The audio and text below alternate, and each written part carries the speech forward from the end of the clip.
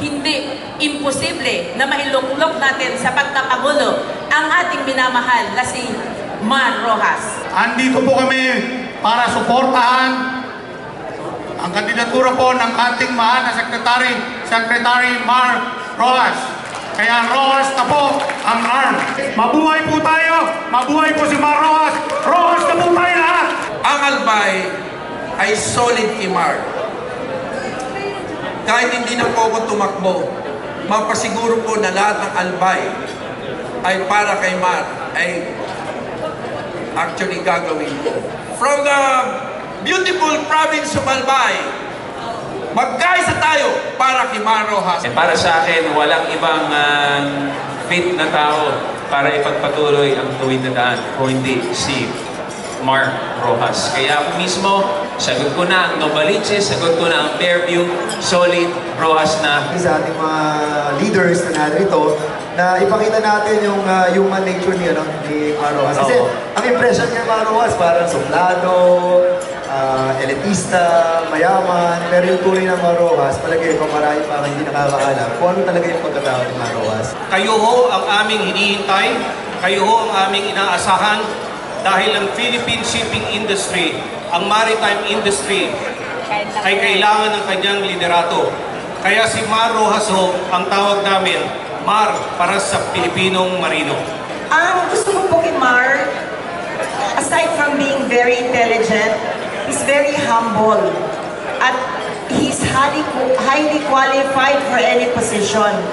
At saka si Mar, he's not presumptuous. Ang pagbabago ay isang proseso.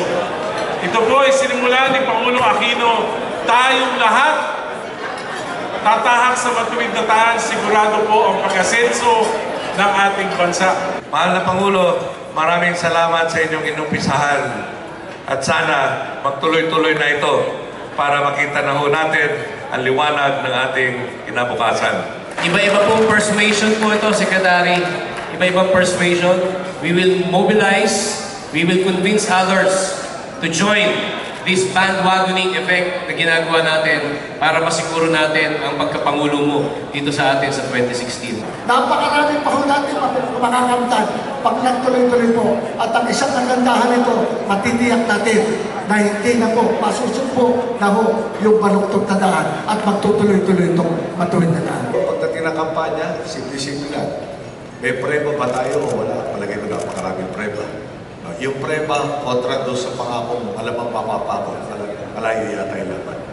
At dahil nandito kayo, talaga naman ho, sinliwanag nung araw na dinala natin papasok dito. Palagay ko po sinliwanag ang makikita ng taong bayan dahil nanindigan ko. Umaasa ako na sa mga susunod na buwan, makikilala ninyo ako ng higit na kung paano ako kakilala ng mga madadalas kong kasama. Ang puso ko po ay bukas, ang puso ko po ay malinis at sincero, at nais ko po na magkasama po tayo sa pagtahak sa daang matuwid.